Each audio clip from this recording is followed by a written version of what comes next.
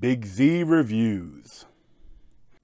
The Bubble is the newest Netflix film from Judd Apatow, and I didn't really enjoy it that much.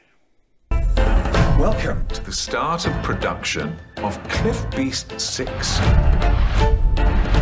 Thank you for joining us in our bubble. Please make sure you're wearing proper PPE. Physical touch is, of course, off the table, so I would recommend making sweet eyes at each other. I'll show you what that looks like. The premise for The Bubble is relatively interesting, where the idea that, during the pandemic, like, especially early on, like, they're trying to make films in a bubble. Like, you had to, quarantine yourself, for 2 weeks, and then you could film, and everyone within the bubble, you wouldn't have to worry about masking up, like, whether you're being around each other because you're in the bubble. And so the idea that this film is like a slight behind-the-scenes look of the actors, like, in the bubble making this shitty movie. And, like, I like the idea, and I like a lot of the people in it, especially Karen Gillan. Like, she is probably, like, the main person in the movie. But, like, the whole thing in this thing, it's like a Jurassic Park-ish sort of movie, but like with like dragons, kinda. But like, she didn't do the last one, and then her last film was a failure because she did the whole Scarlett Johansson thing where she played a different race than she was, and he got critically panned for it. So now she's coming back to do the next version of the franchise film, and there's like a lot of good people in here, and I generally like Judd Apatow's film. I know he tends to be a little long and be a little stupid, but I mean, I like him, and I like parts of this film.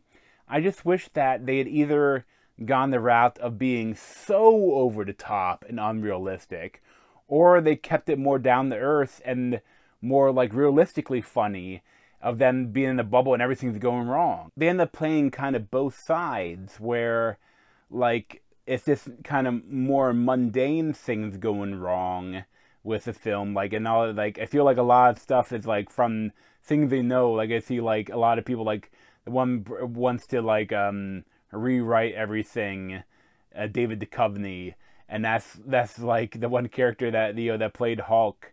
He notoriously wanted to rewrite everything he was in. He wanted in his contract, he wanted to be able to do that. And like, I feel like a lot of the things in the characters in it are maybe like are traits from people that they know in the business. And but then there's also, they have the over top stuff, like they have like the studio heads because they need this movie to work or they're going to go bankrupt. Like, and that's, the thing is, stuff like that, that's not how it works. Like, if they do it right, I mean, a bomb isn't good, but the studios have a way to, like, have insurance on a film if it all comes crashing down, where they can still come out of it on top.